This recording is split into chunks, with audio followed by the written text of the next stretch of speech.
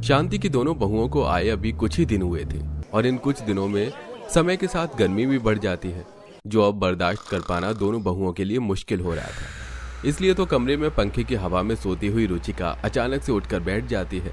वहीं रवि की भी नींद खुल जाती है। कितनी गर्मी लग रही है, मैं अब और इस गर्मी में नहीं सो सकती। बस आज रात की गर्मी बर्दाश्त कर लो, मैं कल कूलर ले आऊंगा। क्या कूलर? मुझे एसी की आदत है, मेरे लिए एसी लाओ। हाँ अच्छा ठीक है, ले आऊंगा एसी। फिलहाल तुम बाहर माँ के साथ सो जाओ, वहाँ कूलर है, तुम्हें गर्मी कम लगेगी। रवि रुचिका को बाहर ले जाता है, जहाँ हॉल में शांति अपने पति विनोद और बेटी करिश्मा के साथ सो रही होती है। माँ उठो ना, रुचिका को कमरे में नींद नहीं आ रही है, उसे यहाँ सोने दो। बेटा अगर ऐसा है तो बहू को तुम बोलो वो मेरी जगह सो जाए, मैं कमरे में सो जाऊंगा। हाँ बहू, तुम अपने ससुर की जगह पर सो जाओ, तुम्हारे ससुर जी कमरे में सो जाएंगे। इतना बोल विनोद वहां से रवि के साथ कमरे में सोने के लिए चला जाता है और रुचिका कूलर के पास सोती है और उसमें भी उसे गर्मी से राहत नहीं मिलती। हाँ जी, मुझे अभी तक गर्मी लग रही है। मेरे मायके में एसी था, पर यहाँ तो सिर्फ पंखा और एक कूलर है। आप करिश्मा के कमरे का टेबल फैन ले आओ ना। अभी उठाकर बोलती हूँ करिश्मा से। शांति करिश्मा को उठाती है और करिश्मा नींद में आंखों को मलते हुए अपने कमरे से टेबल फैन लेकर आती है और उसे अपने भाभी के पास रखकर चला देती है। अब शांति अपनी बहू बेटी के साथ आराम से सो जाती है, तो वहीं सोनम अपने कमरे में बेड पर लेटी पसीने से बेहाल होकर निखिल से बोलती है। निखिल, कितनी गर्मी लग रही है, क्या मैं छत पर जाऊं सोने? छत पर सोना है? माँ को पता चला तो बहुत गुस्सा करेंगी। एक काम करो, कमरे की खिड़की खोल लो, वहां से थोड़ी हवा आ जाएगी। इस छोटी सी खिड़की को आप खिड़की कहते हैं? अरे हमारे गांव में तो बड़े दरवाजे और खिड़कियां होती हैं और हम सब छत पर सोते थे। खिड़की खोलने के बाद भी इस कमरे में गर्मी ही रहेगी। अच्छा ठीक है, मैं माँ से बात करता हूँ। कुछ देर में निखिल और सोनम बाहर आते हैं और शांति को उठाते हैं। अरे अब क्या हो गया? माँ बहुत गर्मी लग रही है, सोनम को नींद नहीं आ रही। क्या मैं और सोनम छत पर जाकर सो जाएं? अरे जहाँ जाकर सोना, इस गर्मी में जाकर सो जाओ। और अब मुझे भी सोने दो। ससुराल में आए अभी 20 दिन भी नहीं हुए कि इन शहरी और गांव की बहुओं ने मुझे परेशान करके छोड़ दिया है। शांति के कहने पर निखिल और सोनम छत पर बिस्तर लगाकर ठंडी हवा में सो जाते हैं। जहाँ निखिल को नींद नहीं आती, वहीं सोनम घोड़े बेचकर सो रही होती है और निखिल के उठाने पर भी नहीं उठती और वो नीचे चला जाता है। इसी तरह 2 दिन बीत जाते हैं। हॉल में चलते कूलर के सामने सास और सोनम बैठकर चाय पी रही थी। वहीं रुचिका पसीने से बेहाल होकर इधर उधर घूम रही होती है और सोफे पर बैठी सास से कहती है, कितनी गर्मी लग रही है, इस कूलर की हवा से भी काम नहीं बन रहा। माँ जी एक एसी लगवा दीजिए ना। जेठानी जी, आप कर तो ऐसे रही हैं जैसे कि आप ही को गर्मी लग रही है। अरे एसी लगने पर बिल नहीं आता क्या? कूलर भी हवा भी ठंडी ही दे रहा है। आप एक जगह बैठोगे तब तो हवा लगेगी। तुम गांव की गवार हो ना, आज तक एसी तो देखी नहीं होगी, इसीलिए ऐसी बातें कर रही हो। मैं भले ही गांव की रहने वाली हूँ, पर आपकी तरह ड्रामेबाज नहीं हूँ।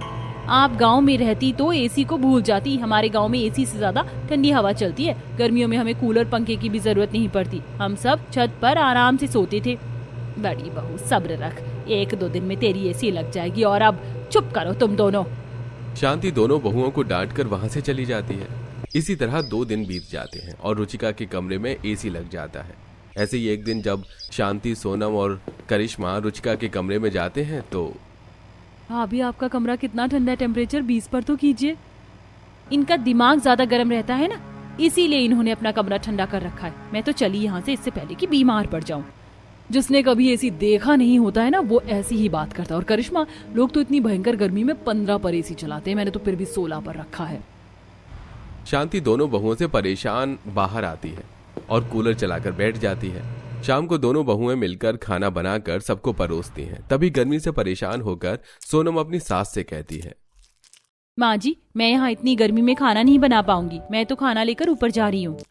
बहू सब नीचे खाएंगे और तुम छत पर। अगर पड़ोसियों ने देखा तो क्या सोचेंगे? अरे इन दोनों को जो करना है करने दीजिए। जब से आई है इन दोनों ने मेरी नाक में दम करके रख दिया। एक है जो एसी नहीं छोड़ती और दूसरी है जो छत नहीं छोड़ना चाहती। मैं तो कहती हूँ कि तुम अपना घर छत पर ही बना लो। अपनी बचकानी हरकतों से माँ जी को दिला दिया ना गुस्सा। माँ जी मेरी वजह से नहीं, तुम्हारी वजह से परेशान है। तुम दोनों फिर शुरू हो गई। मेरी परेशानी की वजह तुम दोनों हो। अब जाओ यहाँ से। हर दिन शांति की डांट खाने के बाद भी रुचिका और सोनम अपनी हरकतों से बाज नहीं आती। जहां रुचिका हर वक्त अपने कमरे में एसी चलाकर बैठी रहती, तो वहीं मौका मिलते ही सोनम भी छत पर चली जाती।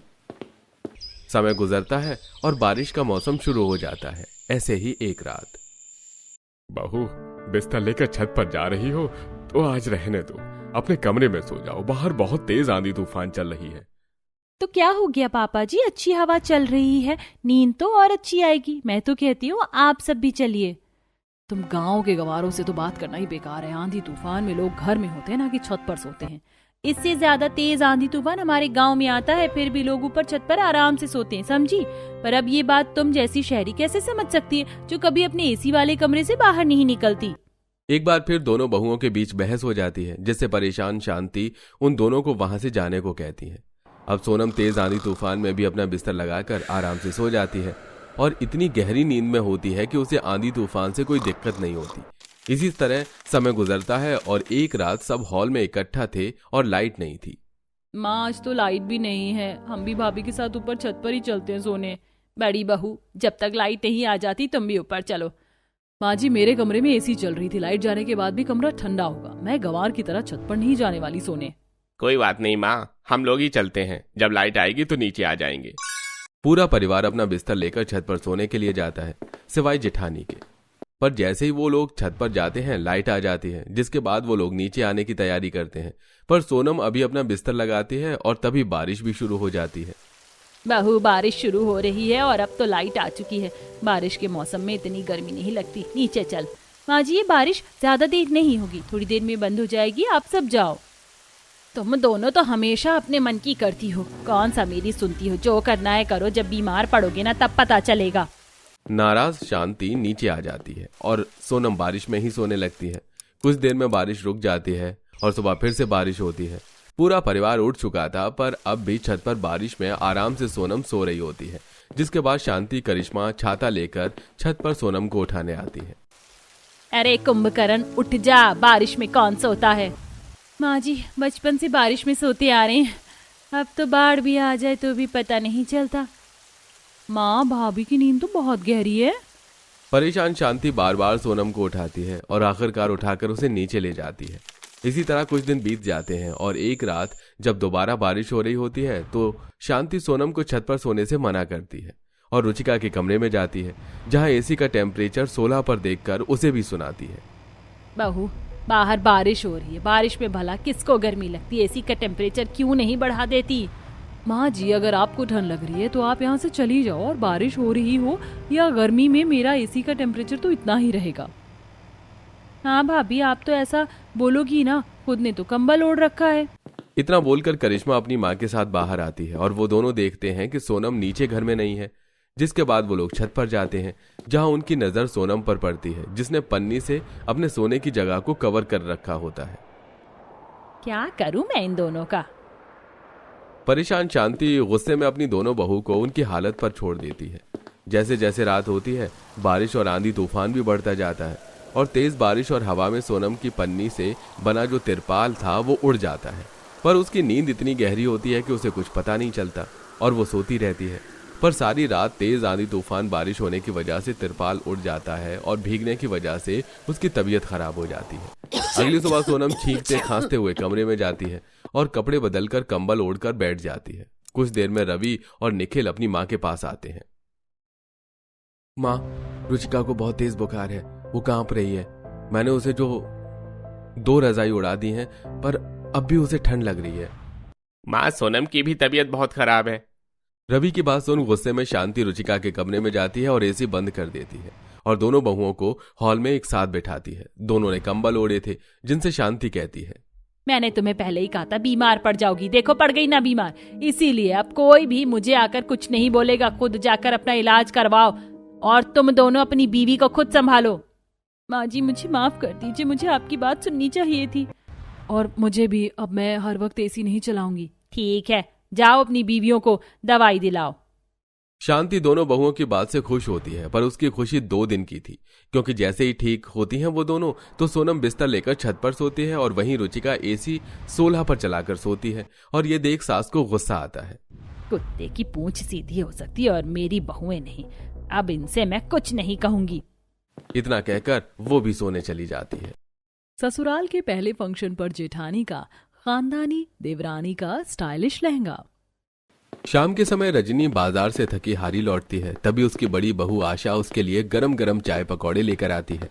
चाय की खुशबू जैसे ही रजनी की नाक में पड़ती है तभी वो खुश होकर कहती है, अरे वाह बहू, तू तो बिना कहे ही दिल की बात समझ जाती है। इतनी समझदार कब से हो गई तू? माँ जी, मैं तो हमेशा से ही समझदार हूँ, आपने ही अब नोटिस किया है। खैर, आप चाय पकौड़ों का मजा लीजिए। रजनी चाय का कप उठाती है और चाय पीने की जगह कप को ही घूर घूर कर देखने लगती है। उसी समय रजनी की छोटी बहू रिया भी वहां आ जाती है। बड़ी बहू, एक बात तो बता, तू ये नया कप कब ले आई?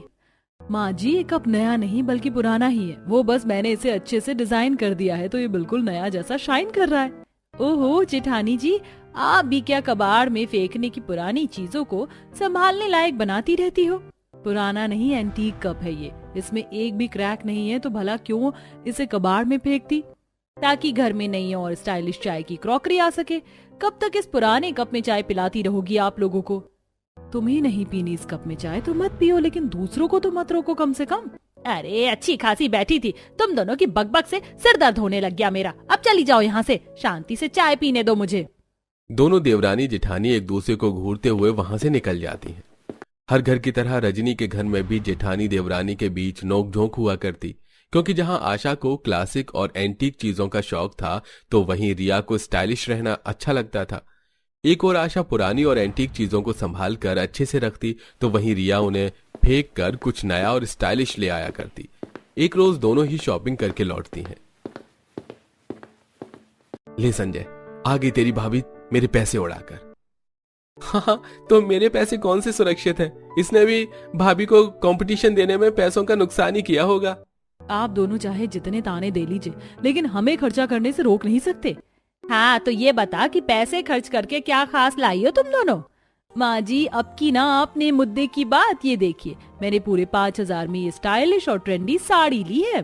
रिया साड़ी निकालकर रजनी को दिखाने लगती है तो वहीं आशा भी अपनी लाई हुई साड़ी रजनी को दिखाकर कहती है, माँ जी उसे छोड़िए, आप ये देखिए बिल्कुल रॉयल और क्लासिक फैशन की साड़ी। आपको पता है कि इसकी खास बात ये है कि इसे चाहे आप पहनो या मैं, दोनों पर ही परफेक्ट खिलेगी। सच में बहू, ये तो बहुत अच्छी है।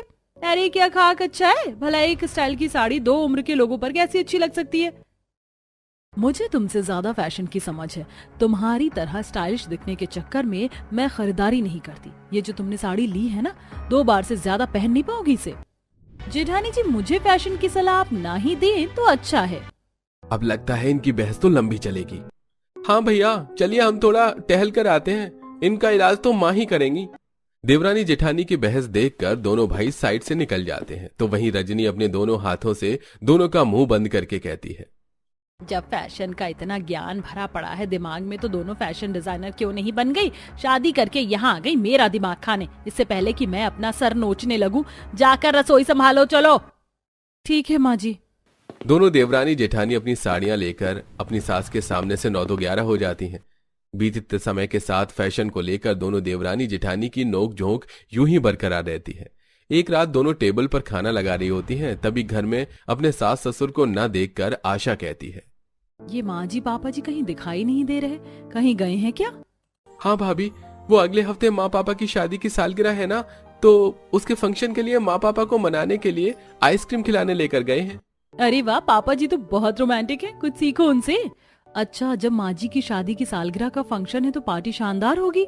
पार्टी का बाद में सोचना, पहले खाना परोस दो, बहुत भूख लगी है। आशा सभी को खाना परोसती है और चारों सालगिरह की बात करते हुए खाना खाते हैं। अगले दिन दोनों जेठानी देवरानी सास की सालगिरह के फंक्शन में पहनने के लिए कपड़ों को लेकर बातचीत करते हुए कहती हैं, हमारा ये ससुराल में पहला फंक्शन होगा तो हमें कुछ हटके, कुछ अनोखा पहनना चाहिए ना? बिल्कुल नहीं, ये माँ जी का खास दिन है, उन्हें ही अच्छे से तैयार होना चाहिए। जेठानी जी, हम भी तो माँ जी की बहुएं हैं, तो माँ जी के बाद तो हम ही पार्टी में सबसे बेहतर दिखने चाहिए ना? हाँ, तो फिर चलते हैं शॉपिंग करने। इस बार साड़ी नहीं, अच्छा सा सूट या लहंगा खरीदेंगे। जेठानी जी, ये तो आपने मेरे मन की बात कह दी। दोनों की बातचीत चली रही होती है कि तभी रजनी एक बड़ा सा बैग लेकर कमरे में आती है। उसकी दोनों बहुओं की नजर उस बैग पर ही टिकी होती है। तभी रजनी कहती है, अरे ऐसे घूर घूर कर क्या देख रही हो? तुम्हें मारने के लिए बम नहीं लाई हूँ इसमें। हाँ तो माँ जी क्या है इसमें? इसमें पुश्तैनी लहंगा है जो मैं तुम दोनों को देने के लिए लाई हूँ। देखो वैसे तो लहंगा थोड़ा पुराना है लेकिन पुश्तैनी है और तुम दोनों का ससुराल में पहला फंक्शन है तो मुझे अच्छा लगेगा कि तुम में से कोई भी ये लहंगा पहनेगा। तो वैसे माँ जी हम दोनों सोच ही रहे थे कि फंक्शन में क्या पहने, तभी आप आ गई। हाँ तो अब देख लेना कि ये लहंगा किसको पहनना है और हाँ हर बार की तरह लड़ने मत लगना। इतना कहकर रजनी वहां से चली जाती है तो उसके जाते ही दोनों खुशी खुशी तेजी में बैग से लहंगा निकालती हैं तो उनके होश ही उड़ जाते हैं। ये पुश्तैनी लहंगा मुझे बाबा आदम के जमाने का क्यों लग रहा है? अरे धीरे बोलो, माँ जी ने सुन लिया तो गुस्से में तिलमिलाती हुई यहाँ आ जाएंगी। हाँ तो और क्या कहूँ, इस बरसों पुराने लहंगे के लिए हम दोनों लड़ेंगे? कभी नहीं। अरे इतना भी खराब फैशन सेंस नहीं है हमारा। कह तो सही रही हो लेकिन माँ जी ने बहुत प्यार से ये पुश्तैनी लहंगा हमें पहनने को दिया है। अगर हम में से कोई नहीं पहनेगा इसे तो उन्हें कितना बुरा लगेगा। जेठानी जी क्या हो गया है आपको? अरे इसे पहनकर फंक्शन में मुझे अपनी जगहसाई नहीं करवानी। इसे वापस बैग में डालो और रख दो कोने में। कुछ भी बोल रही हो तुम। एक काम करते हैं, दोनों इसे एक बार पहनकर देखते हैं, क्या पता पहनने के बाद ही अच्छा लगे। बहुत खराब आइडिया है जेठानी जी। अरे ये देखने में ही इतना बकवास लग रहा है, अगर हमने पहन लिया तो किसी बंजारन से कम नहीं लगेंगे। अरे मुझे नमूना बनने का कोई शौक नहीं है। ये बड़बड़ाते हुए रिया वहां से चली जाती है तो वहीं आशा लहंगा उठाकर शीशे के सामने जाकर अपने ऊपर रखकर देखती है तो उसका मुंह भी बन जाता है। फंक्शन का दिन करीब आने लगता है जहां रिया फंक्शन में सबसे सुंदर दिखने के लिए डिजाइनर से स्टाइलिश लहंगा सिलवाने को देती है तो वहीं आशा उस पुश्तैनी लहंगों को पहनने लायक बनाने की कोशिश करती है, जिसके लिए वो सबसे पहले लहंगे को ड्राई क्लीनिंग के लिए भेजती है जिससे उसका रंग ढंग से निखर कर आता है। फिर लहंगे की बिखरी हुई लेस को ढंग से लगाती है। अब फंक्शन का दिन आता है। घर का साज सजावट बहुत अच्छे से की जाती है। रजनी के सारे रिश्तेदार और सहेलियां उस फंक्शन में आते हैं। रजनी और उसका पति अच्छे से तैयार होकर पार्टी में आते हैं तो वहीं रिया भी अपना स्टाइलिश लहंगा जो कि बैकलेस और स्लीवलेस होता है उसे पहनकर पार्टी में आती है, जिससे सभी उसे घूर घूर कर देखने लगते हैं। लगता है मैं कुछ ज्यादा ही सुंदर लग रही हूँ तभी सब इस तरह देख रहे हैं। वैसे सभी आ गए हैं, जेठानी जी कहाँ रह गई हैं? रिया आशा को ढूंढने के लिए उसके कमरे की तरफ जाती है। तभी आशा अपनी सास का दिया पुश्तैनी लहंगा पहनकर बाहर आती है और सभी की नजरें उस पर टिक जाती हैं क्योंकि आशा ने उस पुराने लहंगे को अपने क्लासिक गहनों और मेकअप के साथ इतनी अच्छी तरह पहना था कि कोई कह ही नहीं सकता था कि वो लहंगा पुराना है। अरे वाह बहू, ये लहंगा तो तुझ पर बहुत जच रहा है। बिल्कुल, ये तो लग ही नहीं रहा कि इतना पुराना पुश्तैनी लहंगा है। माँ जी पापा जी, मैंने तो बस इस पुश्तैनी लहंगे को अपने हिसाब से पहना है।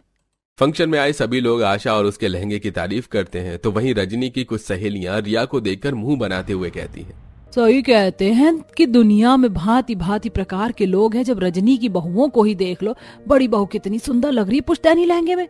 पुश्तैनी लहंगा है ऐसा तो लग ही नहीं रहा है। और वहीं छोटी बहू को देख लो, ऐसा लहंगा पहनकर घूम रही जिसमें आधे से ज्यादा बदन दिख रहा है। वही तो, इससे अच्छा तो साड़ी पहन लेती। अरे जो पहने हमें क्या करना। उनकी ये बातें सुनकर रिया बहुत उदास हो जाती है। आशा की नजर जब रिया पर पड़ती है तो वो उसे उदास देखकर साइड में ले जाती है। तब रिया उसे सब बताते हुए रोने लगती है। मैंने मन से इतना महंगा स्टाइलिश लहंगा बनवाया लेकिन ये सब सुनने को मिला। इससे अच्छा तो मैं पुश्तैनी लहंगा ही पहन लेती। अरे इस तरह उदास नहीं होते, तुम चलो मेरे साथ। आशा अपने साथ साथ उसे अपने कमरे में ले जाती है और अलमारी से उसे अपना सुंदर सा लहंगा देकर पहनने को कहती है। कुछ ही देर में दोनों पार्टी में वापस आते हैं। अब भी लोगों की नजरें रिया को देखती हैं लेकिन अजीब तरह से नहीं। पूरा परिवार मिलकर सालगिरह का केक कट करता है और फिर सभी फंक्शन को अच्छे से एंजॉय करते हैं। इस फंक्शन के कारण रिया को समझ आ गया था कि फैशनेबल और स्टाइलिश रहना अच्छी बात है लेकिन कपड़े जगह और माहौल देखकर ही पहनने चाहिए।